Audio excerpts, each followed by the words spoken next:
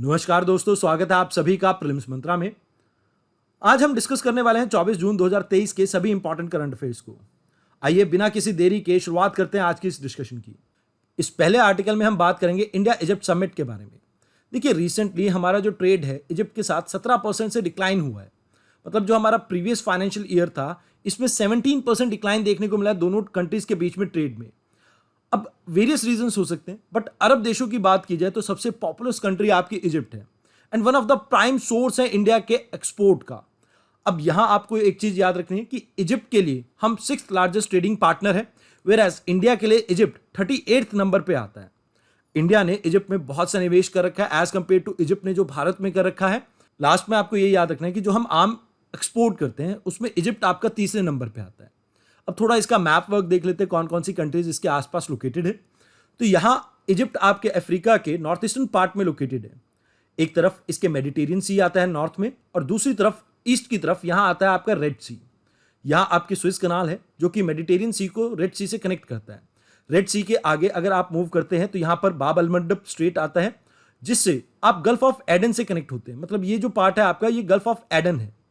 अब Egypt land border किन किन कंट्रीज के साथ शेयर करता है, तो वेस्ट में इसके लिबिया आ जाता है, साउथ में इसके सूडान आ जाता है, ईस्ट में अगर हम बात करें तो एक इंपॉर्टेंट कंट्री है आपकी इजराइल, जिसके साथ ही लैंड बॉर्डर शेयर करता है। तो ये आपको याद रखना है कि इजिप्ट कहाँ पे लोकेटेड है, कौन कौन सी कंट्रीज के साथ बॉर्डर शेयर करता है। अक्सर यूपीएससी इस तरह के क्वेश्चन पूछ लेती है आपसे। तो आज आप कमेंट बॉक्स में एक चीज मुझे बताएंगे कि इजिप्ट किन किन के साथ अपना लैंड बॉर्डर शेयर करता है। और दूसरा सवाल मेरा ये है कि यहां पर आपको एक सिटी देखने को मिलती है कायरो। इस कायरो सिटी के पास से आपकी एक रिवर निकलती है नाइल। आपको मुझे कमेंट सेक्शन में यह बताना है कि नाइल कौन कौन सी कंट्री से पास होती है। तो इस आर्टिकल में इतना ही था। आइए अब बात करते हैं अगले आर्टिकल की। इस आर्टिकल में हम बात करेंगे ग्रीस के बारे में, जो कि न्यूज में इसलिए था क्योंकि 350 आपके पाकिस्तानी सिटीजन्स एक बोट लेके यहां पर जा रहे थे और वो जहाज डूब गया है। तो इस वजह से ये एरिया थोड़ा न्यूज में रहा। अब इस एरिया को थोड़ा हम डिटेल में जानते हैं। सबसे पहले मेडिटेरियन सी के बारे में बात करते हैं। तो ये आपका अटलांटिक सी है। अटलांटिक सी को हम मेडिटेरियन सी के साथ कनेक्ट करते हैं बाय स्ट्रेट ऑफ जिब्राल्टर। अब जैसे ही हम जिब्राल्टर से एंटर करते हैं मेडिटेरियन सी में, तो सबसे पहले आपको देखने को मिलता है अल बुरान सी। ये अल बुरान सी जो है ये यहाँ पर लोकेटेड है। ये स्पेन और मोरक्को के बीच में आपको देखने को मिलता है। अब जैसे ही हम अल बुरान सी से आगे बढ़ते हैं तो यहाँ पर हमारे को बेलारिक सी देखने को मिलता है। ये बेलारिक सी आपका फ्रांस और मोनाको के आसपास लोकेटेड है। फिर इससे फर्दर आगे बढ़ते हुए हमें देखने को मिलता है लंगूरियन सी, जो कि इटली के आसपास देखने को मिलता है। इटली से ही थोड़ा करीबी आपका रहता है एक टेरेनियन सी, जो कि इटली के ही एक आइलैंड से इटली को अलग करता है। दैट इज सिसिली आइलैंड है। ये आपका फ्रिक्वेंटली न्यूज में रहता है। अब यहां से फर्दर आगे बढ़ते हैं तो हमें देखने को मिलता है आइनियन सी, और इसके नॉर्थ में आपको एड्रियाटिक सी देखने को मिलता है। एड्रियाटिक सी के पास आपको थोड़ी बहुत छोटी छोटी कंट्रीज देखने को मिलते हैं, जैसे Slovenia, Croatia, Bosnia, Montenegro, Albania, Greece. अब यहां से फर्दर हम आगे चलते हैं, मतलब आइनियन सी से, तो यहां पर आपको सी ऑफ क्रेट देखने को मिलता है। ये क्रेट आइलैंड है आपका। और यहीं से थोड़ा नॉर्थ की तरफ जाओगे तो आपको देखने को मिलता है एजियन सी। अब एजियन सी आपका आगे फर्दर कनेक्टेड है सी ऑफ मरमरा से। यहां पर आपको एक इंपॉर्टेंट स्टेट देखने को मिलती है, दैट इज स्टेट ऑफ डर्डनाले। फिर आपकी मरमरा सी ब्लैक सी से कनेक्टेड है थ्रू स्टेट ऑफ बॉस्फोरस। इसी के साथ अगर आप फर्दर नॉर्थ में बढ़ते हैं तो ये आपका सी ऑफ अजोव है।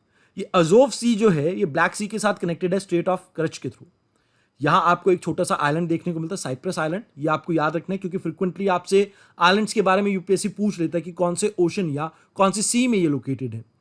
अब एक बार हम देख लेते हैं कौन कौन सी कंट्रीज हैं जो मेडिटेरियन सी के आसपास लोकेटेड है।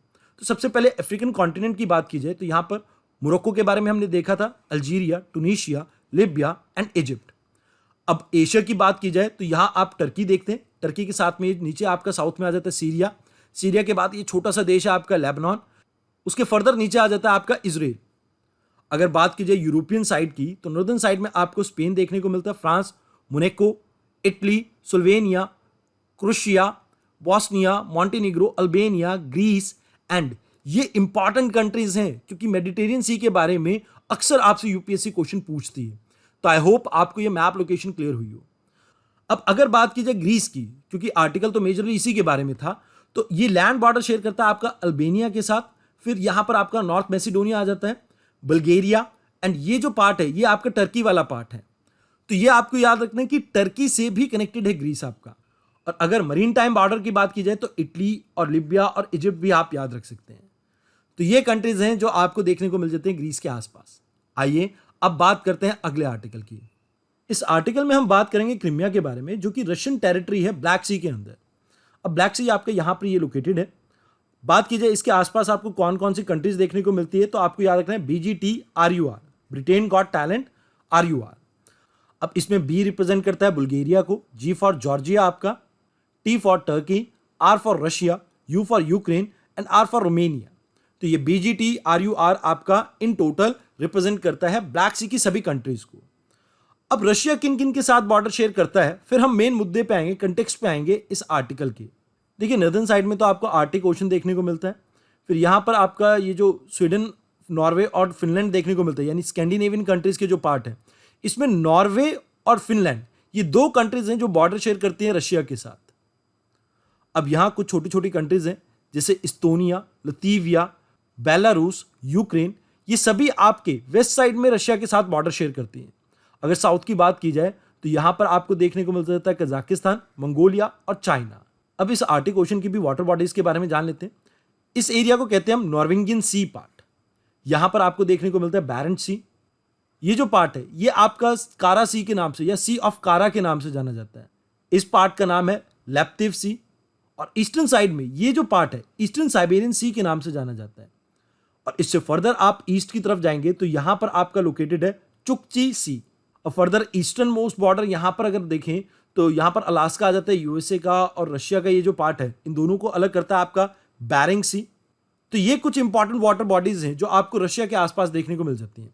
फिलहाल ये जो क्रीमिया वाला एरिया है ये न्यूज में इसलिए बना रहा क्योंकि यूके ने एक इल्जाम लगाया है रशिया के ऊपर कि रशिया ने अपनी सिक्योरिटी जो ब्लैक सी में है इसके ऊपर खासा निवेश कर रखा है। और यहां पर ये मरीन एनिमल्स को ट्रेन कर रहे हैं, जैसे कि आर्टिक ओशन में देखने को मिलता है कि सील का इस्तेमाल करते हैं और बेलेगू वेल का इस्तेमाल करते हैं अपने डिफेंस के लिए।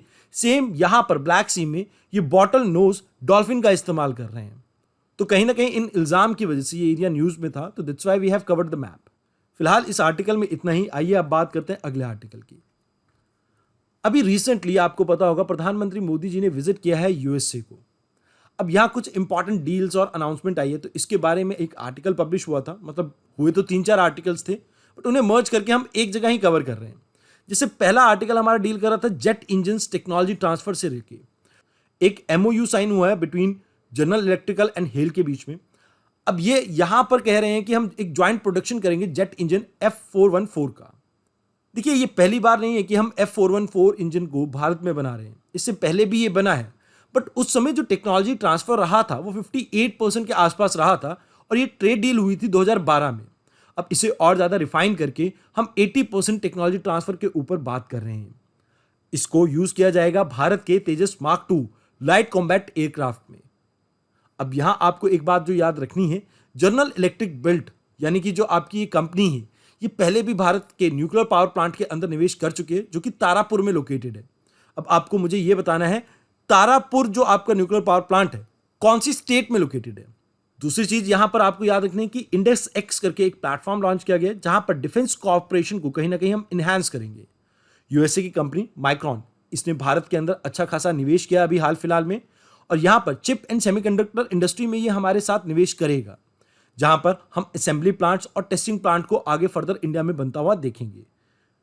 इसके साथ साथ चौथा मेजर एरिया रहा टेलीकम्युनिकेशन, जहां पर यूएसए निवेश करेगा 5G और 6G की R&D में भारत के अंदर और ओपन रैन के अंदर। ये दोनों टेक्नोलॉजी के बारे में आपको आने वाले लेक्चर्स में मैं कवर कर दूंगा जब भी कोई आपका आर्टिकल आएगा 5G और 6G के बारे में, क्योंकि इन दोनों के बीच में आपको डिफरेंस पता होना चाहिए। साथ के साथ आपको याद रखना है कि स्पेस सेक्टर में भी हमने यूएसए के साथ एक फ्रेमवर्क एग्रीमेंट साइन किया, दैट इज अल्ट्रमिस अकॉर्ड, जो पहले से ही 25 देशों ने मिलकर आपका एग्रीमेंट साइन किया था। ये एक तरह का लूनर मिशन है जहां पर हम स्पेस एक्सप्लोरेशन में एक दूसरे के साथ कोऑपरेट करेंगे। स्पेस सेगमेंट में ही भारत ने इंटरनेशनल स्पेस स्टेशन में भी मदद करने की बात की है। 2024 में ये लॉन्च होगा तो इसमें भी हम मदद करेंगे यूएसए की, और ज्वाइंट ह्यूमन स्पेस फ्लाइट में यूएसए हमारी मदद करेगा, जो हमारा गगनयान है उसमें। और कुछ आपके क्रिटिकल मिनरल्स होते हैं, उस क्रिटिकल मिनरल्स के लिए एक आपका ग्रुप बना हुआ है, एक क्लब बना हुआ है, that is critical security partnership. इसमें 14 देश एक साथ हैं।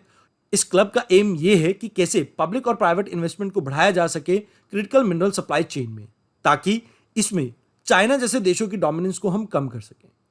तो यहां ये मेजर आर्टिकल्स के पॉइंट्स रहे हैं। आपके 3-4 आर्टिकल्स थे जो इससे डील कर रहे थे, यूएसए और इंडिया की ट्रेड डील से। तो मैंने उन सभी को क्लब करके एक साथ कवर कर दिया है।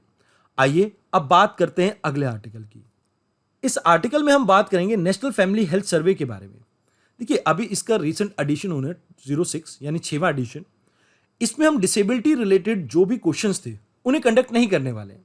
इसके पीछे मिनिस्ट्री ने 2 रीजंस बताए। पहला रीजन ये बताया कि जो डाटा डिसेबिलिटी से रिलेटेड है वो इतनी जल्दी चेंज नहीं होता है, मतलब 3 साल में महज ये चेंज नहीं होता है, बदलाव नहीं आता है इसमें ज़्यादा। तो इस वजह से इस डाटा को कलेक्ट करना इररेलेवेंट रहता है।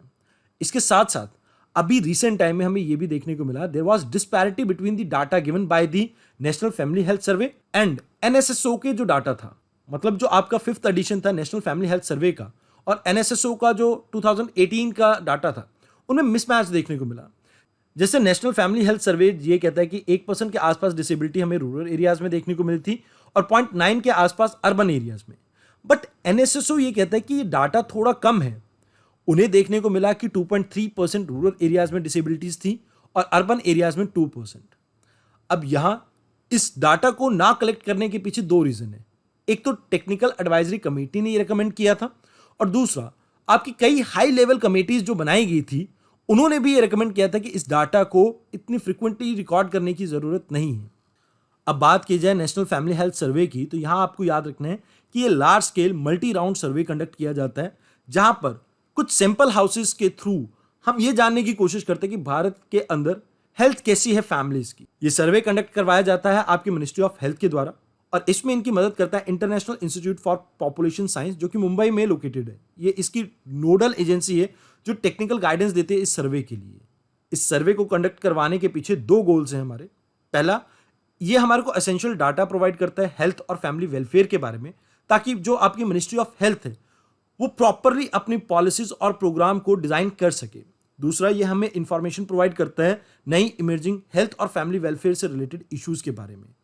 अब इस सर्वे में जैसे कुछ इंफॉर्मेशन प्रोवाइड की जाती है, जैसे फर्टिलिटी के बारे में, इन्फेंट और चाइल्ड मोर्टेलिटी के बारे में, फैमिली की प्लानिंग के बारे में क्या प्रैक्टिसेस अपनाई जा रही हैं, और मैटरनिटी या चाइल्ड हेल्थ के बारे में, रिप्रोडक्टिव हेल्थ के बारे में, न्यूट्रिशन, अनीमिया, इन सभी चीज़ों के बारे में हमें यहाँ से पता लगता है।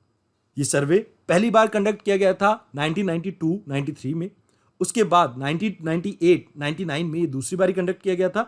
तीसरी बारी ये कंडक्ट किया गया था 2005-6 में और अभी जो 5वां सर्वे हुआ था वो 2019-20 में हुआ था। 6ठा सर्वे आपका अभी आने वाले समय में होगा। अगर बात की जाए लास्ट सर्वे की, तो कोविड-19 के पेंडेमिक के कारण कुछ डिले रहा था उसमें, जिसका डाटा रिलीज हुआ था आपका सितंबर 2021 में। तो इस आर्टिकल में आपको इतना ही जानना था। आइए अब बात करते हैं अगले आर्टिकल की। इस आर्टिकल में हम बात करेंगे वर्ल्ड इकोनॉमिक फोरम की एक रिपोर्ट के बारे में, that is gender gap report. 2023 का एडिशन अभी लॉन्च किया गया है। इसमें यह बताया गया है कि इंडिया की जो रैंकिंग है पिछले साल के मुकाबले 8 पॉइंट से इंप्रूव हुई है। पहले हमारी रैंकिंग होती थी 135, अब 127 है। इसके 4 इंपॉर्टेंट इंडिकेटर्स हैं। इस रिपोर्ट की बात की जाए तो यहां पर यह देखा जाता है कि जैसे मेल एंड फीमेल, इन दोनों जेंडर में कितनी पैरिटी है, मतलब कितनी बराबरी देखने को मिलती है आपको सोसाइटी में। अब इसे नापने के लिए हम 4 पैरामीटर डिजाइन करते हैं। पहला, महिलाओं का इकोनॉमिक पार्टिसिपेशन कितना है और कितनी उन्हें अपॉर्चुनिटी मिलती है इकोनॉमी के अंदर। दूसरा, एजुकेशन, क्या क्वालिफिकेशन रहती है, क्या अटेनमेंट रहती है वुमेन्स की, इसके बारे में डाटा कलेक्ट किया जाता है। वुमेन के हेल्थ और सर्वाइवल के बारे में तीसरा डाटा कलेक्ट किया जाता है और चौथा, उनकी पॉलिटिकल एम्पावरमेंट के बारे में। अभी हाल फिलहाल में हमारे लिए कुछ अच्छे पॉइंट भी रहे हैं और कुछ बुरे भी। अब बात की जाए अच्छे पॉइंट्स की, तो एजुकेशन में हमने अच्छा परफॉर्म किया है, जहां पर अच्छा खासा इनरोलमेंट आपको देखने को मिला है 6 to 14 ईयर की एज में। ऑल्दो हायर एजुकेशन में अभी भी इतनी ज़्यादा इंप्रूवमेंट देखने को नहीं मिली है। अगर पॉलिटिकल एम्पावरमेंट की बात की जाए तो लोकल बॉडीज में हमने अच्छा परफॉर्म किया है, जहां पर 40% आपको वुमेन का पार्टिसिपेशन देखने को मिलता है। लेकिन उसके साथ साथ पार्लियामेंट में इनकी पार्टिसिपेशन 15% से कम है। मतलब कहीं ना कहीं जैसे स्टेट लेजिस्लेटिव असेंबली है या आपके एमपीज एमएलएज हैं, इनके अंदर वुमेन कम देखने को मिलती है। अब हमने कहाँ अच्छा परफॉर्म नहीं किया है? देखिए, सबसे पहले तो इकोनॉमिक पार्टिसिपेशन एंड अपॉर्चुनिटी की बात की जाए तो सबसे पहले आपको याद रखना है कि सीनियर पोस्ट पे वुमेन कम देखने को मिलती हैं। अब दूसरी बात यहाँ पे आपको ये याद रखनी है कि लेबर फोर्स पार्टिसिपेशन वुमेन का पहले के मुकाबले घटा है। और अगर बात की जाए हेल्थ एंड सर्वाइवल की, तो अर्ली चाइल्ड मैरिज ये एक मेजर प्रॉब्लम हमारे सामने रहा है। अनपेड वर्क, जैसे घर के डोमेस्टिक वर्क में जो महिलाएं हेल्प करती हैं उसमें हमें प्रॉब्लम देखने को मिली है, क्योंकि वो इकोनॉमी में काउंट नहीं होती है, तो इस वजह से वुमेन का इकोनॉमिक पार्टिसिपेशन कम देखने को मिलता है। और साथ के साथ maternal and child health care में अभी भी बहुत सी इंप्रूवमेंट की गुंजाइश है। तो ये ओवरऑल हमारा रिकॉर्ड रहा है यहाँ पे। तो इस आर्टिकल में आपको इतना ही जानना था। अगर आपको हमारे हैंड रिटन नोट्स को डाउनलोड करना है तो आप हमारे टेलीग्राम चैनल को ज्वाइन कर सकते हैं, दैट इज यूपीएससी मंच। आज की इस वीडियो में इतना ही था। धन्यवाद।